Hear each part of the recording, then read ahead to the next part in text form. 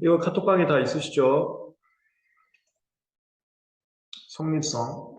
이거 왜 안 나오지, 시험 문제? 컴퓨터, 관련 발명, 성립성 문제로 안 나오고 있습니다. 진작 나왔어야 되는데. 컴퓨터 관련 발명은 논의의 순서가 정해져 있어요. 어, 우리 사례집 핸드북에도 있는데, 여기 제가 필기해 놓은 건데, 참고로 이 필기들은 2차 기본 강의에서 했던 내용들입니다. 1번, 특허 보호 필요성입니다. 그러니까, 컴퓨터 관련 발명에서 소프트웨어, 플로우 차트라고 하죠. 플로우 차트도 창작성이 있으면 저작권법으로 보호가 될 가능성이 있습니다.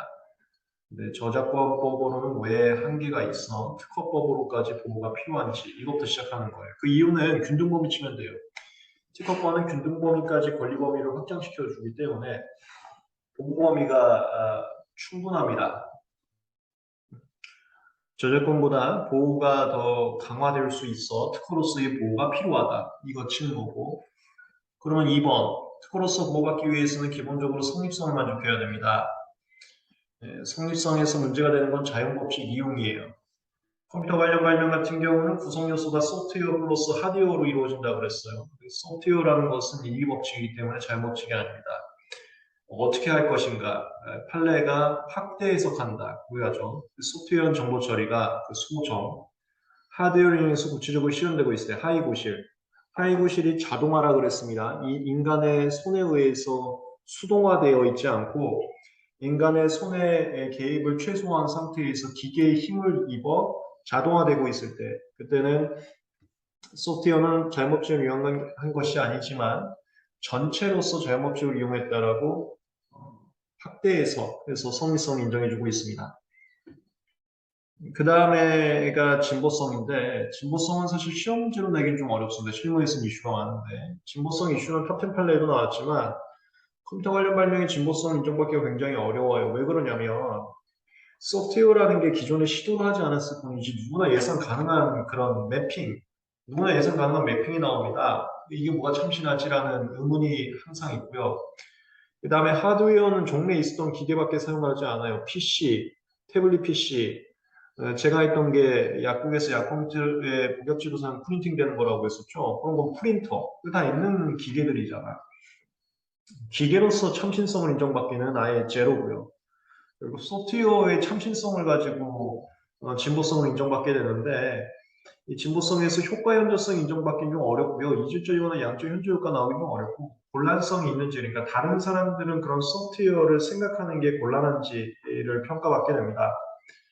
근데 곤란하지 않은 경우가 많단 말이야. 그래서 논의된 게 뭐냐면 컴퓨터 관련 발명에 특허로서 보호가 필요하다고 시작을 했기 때문에 진보성의 요건을 좀 낮춰줘서 등록을 장려해야 되는 거 아닌가라는 쟁점이 있어요. 그거에 대해서 현재까지 심사 실무와 그 탑10 판례 세미나에서는 그건 안 된다. 컴퓨터 관련 발명도 특허로서 보호를 받으려면 다른 발명과 마찬가지로 구성의 곤란성 또는 효과 현저성, 그러니까 구성의 곤란성이 있어야 된다. 즉 그와 같은 소프트웨어의 시도 자체가 일반적이지 않았어야 된다. 이거 통상의 창작 능력이 아니어야 된다. 이렇게 표현하죠. 여기까지가 진보성. 이거 다 답안지 용어로는 우리 사례젠드북에 있어요. 아니면 GSS도 연습할 거고요.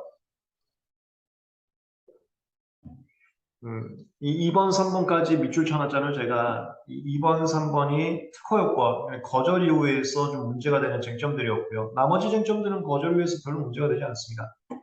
그 다음에 4번부터는 특허 받고 나서 컴퓨터 관련 발명이 특허를 받았을 때 보통 컴퓨터 관련 발명 방법 발명으로 특허를 많이 받고 있는데 요즘에 실무적으로 청약행위도 방법의 실시는 맞습니다. 그러나 베타권 행사는 악의 청약에만 미치고 있어요. 요게 1번 컴퓨터 관련 발명을 특허로서 보호가 필요하다고 해서 성립성을 확대 해석해서 특허 등록 받게 해줬어요.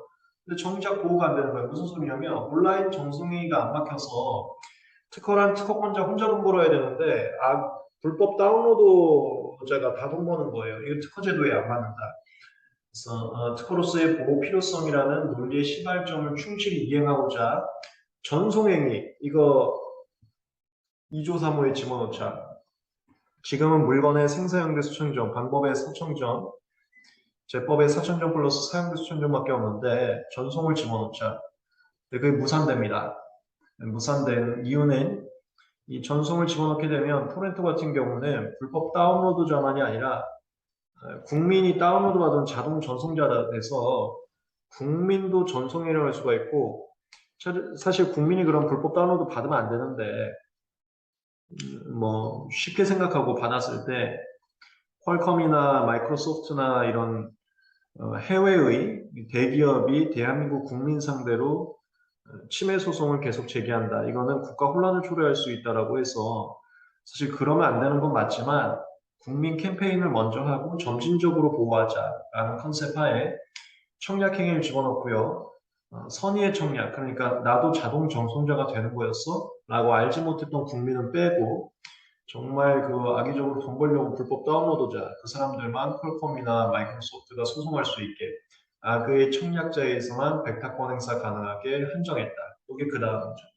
이거 시리즈입니다. 이거 순서 정해져 있는 문제로서 컴퓨터 관련 발명 시험 문제 나오면 그대로 똑같이 쓰세요. 이거 전부 다 사례제 핸드북에 있고 GS에서 이 진보성 같은 경우 추가적으로 연습할 겁니다.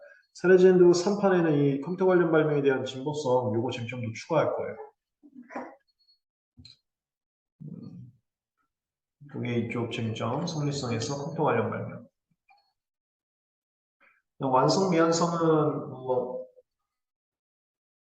쟁점이 좀 단순합니다. 완성 미완성은 효과의 반복 지연이 되냐 안 되냐, 개수적 효과의 달성 가능성을 예상할 수 있냐 없냐가 효과 반복 지연 되냐 안 되냐고요. 판단 방법은 명세서 기재 플러스 추론식 계상식. 그 다음에 유일하게 시험 문제 나오는 것은 일부 실시에 국한되지 않는다. 요거요. 발명이 완성된지 여부는 구체적 실시에 한정해서 판단해서 합니다. 이거 1차 때도 많이 했던 거죠. 그 다음에 요거 미완성 발명 법적 취급은 1차에서도 많이 했죠. 선언학선지가 안 나오고 29년 갖고진 나올 수 있습니다. 이거 1차 시험에 맨날 나오죠. 그 다음에 무효사유항변. 발명의 정의 규정의 장단점은 옛날에 11년 전에 출제하던 유형입니다. 요즘에 이렇게 안 나와요. 옛날에는 2차 기본 강의에서 말씀드린 특허와 노하우를 대비하시고 이런 것도 나왔었는데 요즘은 그렇게 출제 안 합니다. 이건 뭐 안 나올 것 같아요. 참고서만 읽고 넘어가시면 됩니다. 특허 실용실현 대비. 실용실현은 외형의 특징이 있는 물건을 보호하고자 만든 제도고요. 그 다음에 고도성이 좀 덜 떨어져도 보호하고자 만든 제도입니다. 실용실현은 외형의 특징 있는 물건만 보호 대상이 된다는 점, 그 다음에 특허에 비해서 고도성이 좀 덜 떨어지는 것을 대상으로 한다는 점에서 특허와 차이점이 다 발생했죠. 이거 지금 초록색하고 보라색에 따라서 차이점 다 정리한 거거든요. 초록색에 따라서 실용실현의 진보성 요건이 낮고 그 존속기간이 짧아요. 10년. 그 다음에 이거 파란색, 외형의 특징 있는 물건만 보호되다 보니까 국회의원장과 동일유사한 거 안 되고 동일 필수고, 여기 녹색이나 4차 산업 같은 거는 외형하고 상관이 없기 때문에 안 되고, 여기 허가등은 농약의약품인데 그건 외형하고 상관없이 안 되고, 약사님 조쟁이 안 되고, 방법 물질 없고, 생산방법 추적 규정 없고, PCT 동일 필수고. 그 다음에 치매증 동그라미 한 거 요번에 개정됐습니다. 실용신안법도 반의사 불벌죄로 특허권하고 똑같이 맞췄어요. 특허권과 실용신안에서 죄 적용에 있을 차이가 없다. 몰수도 이거 차이가 없는 건데 법 문구가 여기는 하여한다 할 수 있다로 되어 있습니다. 근데 이건 실질적인 차이가 없는 건데 1차 시험에 출제된 적은 있어요. 이어서 여기 저 주황색은 실용제한은 우리나라나 일본같이 몇 국가 없습니다. 그래서 해외 국가 등장하는 조문들에서는 실용시한 얘기가 없어요. 뭐 국제조사라든가 외국 특허청장 이런 데는 실용시한 얘기가 없습니다. 2차 시험은 실용시한 나온 적이 없고 앞으로도 좀 안 나올 것 같고요. 1차 시험은 딱 요것만 외우면 끝이죠. 실용시한. 외국인 권리 능력 간단히 보시면 되고, 야 이게 1차 시험에 나왔었어요. 2차 시험에 안 나올 겁니다. 대학은 법인격이 없는데 이번에 서울대학교가 논란이 되지 않았는데 서울대학교 법인을 만들었죠. 서울대학교 법인은 권리 능력이 인정돼서 출원할 수 있습니다. 다만 서울대학교 법인으로 출원 안 해요. 좀 모든 학교가 산하협력단이라는 새로운 법인을 만들었기 때문에 산하협력단으로 출원하고 있습니다. 근데 이게 1차 시험이 나왔죠. 좀 깜짝 놀랐습니다. 특박고는 앞에서 다 했었고요. 넘어가겠습니다. 공동출원도 앞에서 다 했었죠. 넘어가고요. 여기까지였네.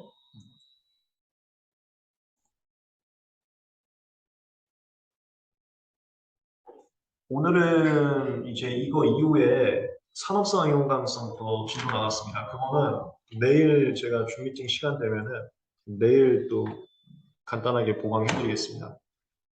네, 이제 제가 좀 보강 잡아드린 건 여기까지였고 질문하고 상담 올려주시면 도와드릴게요. 질문하고 상담은 먼저 간단한 것도 괜찮고 부담 없이 편하게 질문 주세요. 2차 분들도 질문 주셔도 되고 1차 분들도 질문 주셔도 되고 그 다음에 그 질문하고 상담 올리고 계세요. 제가 이번 주 그 2차 스터디 문제 번호 올릴게요, 지금.